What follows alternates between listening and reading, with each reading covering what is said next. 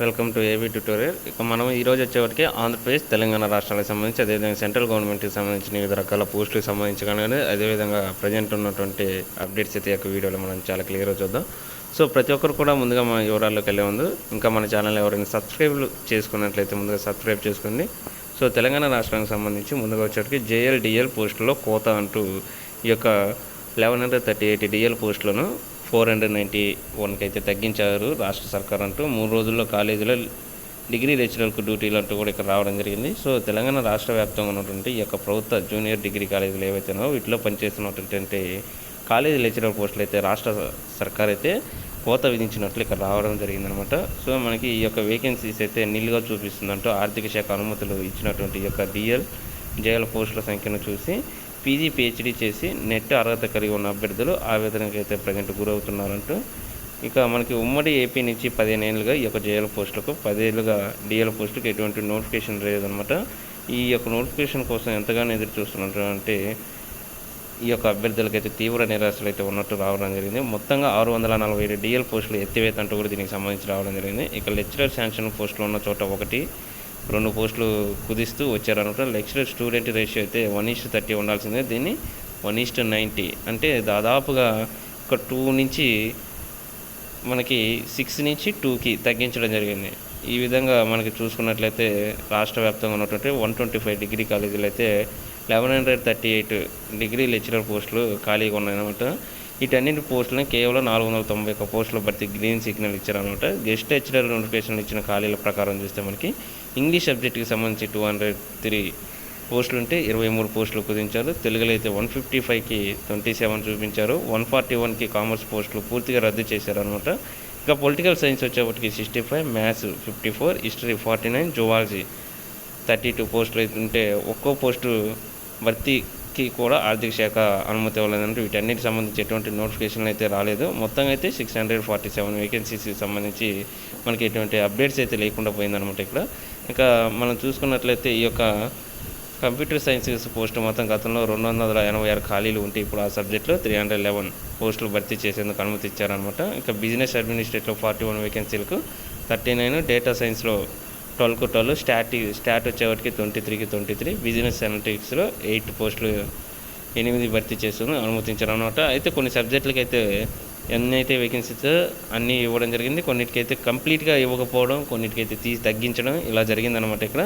ఇంకా 262 జేఎల్ పోస్టులకు ఎగనామం అంటూ కూడా ఇక్కడ రావడం జరిగింది. ఇక 3500 మంది కాంట్రాక్ట్ లెక్చరర్లు, 1000 మంది రెగ్యులర్ లెక్చరర్లు పోను 1654 లెక్చరర్ పోస్టులు అయితే ప్రజెంట్ ఖాళీగా ఉన్నాయి.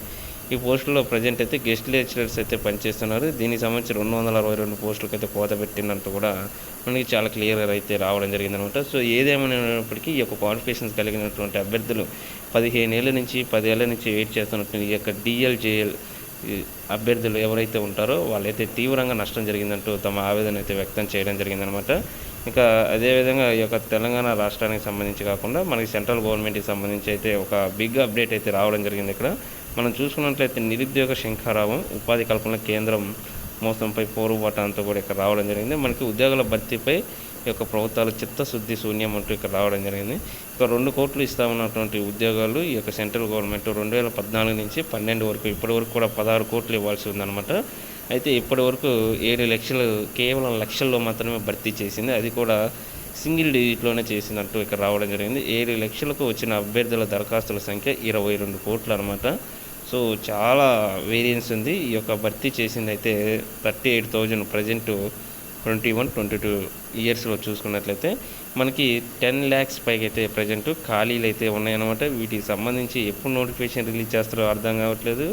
అదేవిధంగా రిలీజ్ చేసినటువంటి ఈ యొక్క నోటిఫికేషన్స్కి ఎగ్జామ్స్ పెట్టేంత టైం కూడా లేని విధంగా ఈ యొక్క సెంట్రల్ గవర్నమెంట్ ఉందంటూ కూడా ఇక్కడ రావడం జరిగింది.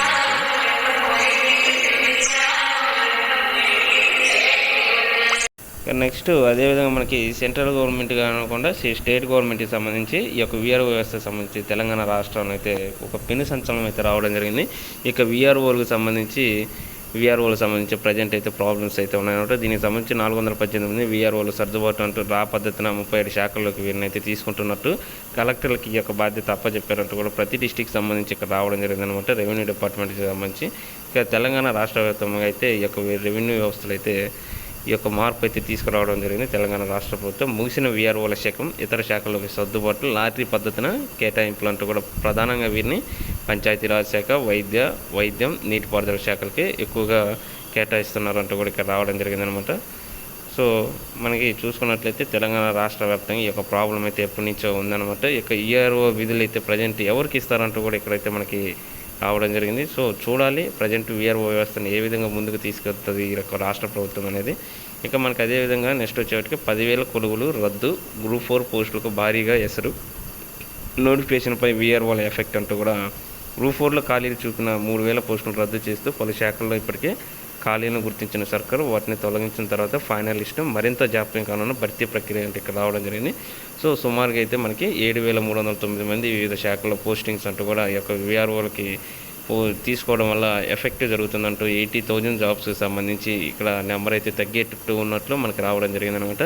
మనకి తెలంగాణ రాష్ట్ర వ్యాప్తంగా అయితే ఎక్స్పెక్ట్ చేస్తున్నటువంటి నోటిఫికేషన్లో ప్రధానంగా చూసుకున్నట్లయితే మనకి ఎస్ఐ కానిస్టేబుల్కి అయితే రావడం జరిగింది. టీఎస్సీ కోసం వెయిటింగ్ చేస్తున్నారు. అదేవిధంగా వివిధ రకాల డిపార్ట్మెంట్లకు సంబంధించి మనకి ట్రాన్స్పోర్ట్ కానివ్వండి, ఎలక్ట్రికల్ డిపార్ట్మెంట్కి సంబంధించి, వైద్యం సంబంధించి స్టెప్ బై స్టెప్ అయితే నోటిఫికేషన్ రిలీజ్ అవ్వడం జరిగింది. ఇక గ్రూప్ 4కి సంబంధించి అయితే మనకు పర్టికులర్గా అప్డేట్స్ రాలేదనమాట. వెయిట్ చేస్తున్నారు ఎన్ని వేకెన్సీస్ ఇవ్వాలి, ప్రజెంట్ ఎంతమంది ఉన్నారు, ఈ యొక్క ప్రమోషన్స్ ఇవ్వగా ఎన్ని మిగులుతాయి, వీటి నుంచి స్పష్టమైన ఖాళీ వివరాలు వచ్చిన తర్వాతే దీనికి సంబంధించి ఒక క్లారిటీ అయితే రానుందనమాట మనకి.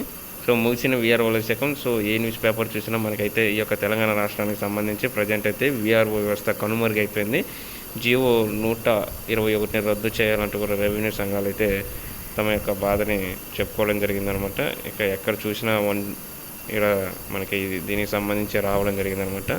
ఇక నెక్స్ట్ ఆంధ్రప్రదేశ్ రాష్ట్రానికి సంబంధించి ఈ యొక్క డిఎస్సి సంబంధించి అయితే అప్డేట్ రావడం జరిగింది. 1998 అభ్యర్థుల వివరాల నమోదు గడువు పెంపు అనమాట. వీరికైతే రీసెంట్గా అయితే అప్పుడు 1998కి సంబంధించి డిఎస్సి రాసి ఎవరైతే జాబ్ కోసం వెయిట్ చేస్తున్నారో వారికైతే ఒక గుడ్ న్యూస్ అనమాట ఎప్పుడో రావడం జరిగింది. వారికి సంబంధించి ఒక వెబ్సైట్ అయితే క్రియేట్ చేశారంటూ csc.ap.gov.in వెబ్సైట్లో అందుబాటులో ఉంచారనమాట. అభ్యర్థులు తమ వివరాలను తప్పుగా నమోదు చేసినట్లయితే వారంతా ఎడిట్ చేసుకున్న ఆప్షన్ ఇక్కడ నుంచి అయితే మనం చేసుకోవాలంటే ఇక్కడ ఇవ్వడం జరిగిందనమాట.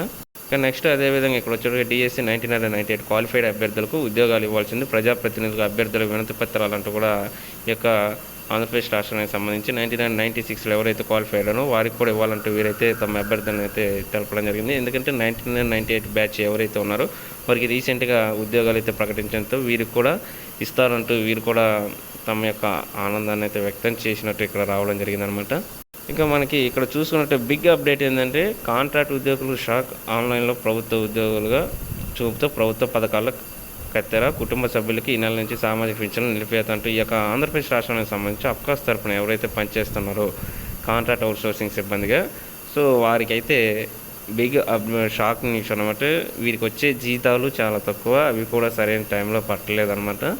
దానికి పోగా ఇప్పుడు గవర్నమెంట్ ప్రోగ్రామ్స్ ఏవైతే ఉంటాయో అవన్నీ కూడా నిలిపివేస్తున్నట్లయితే ఇక్కడ రావడం జరిగిందనమాట. సో వీరి శాలరీస్ అయితే ప్రజెంట్ పెంచాల్సిన అవసరం అయితే ఉంది.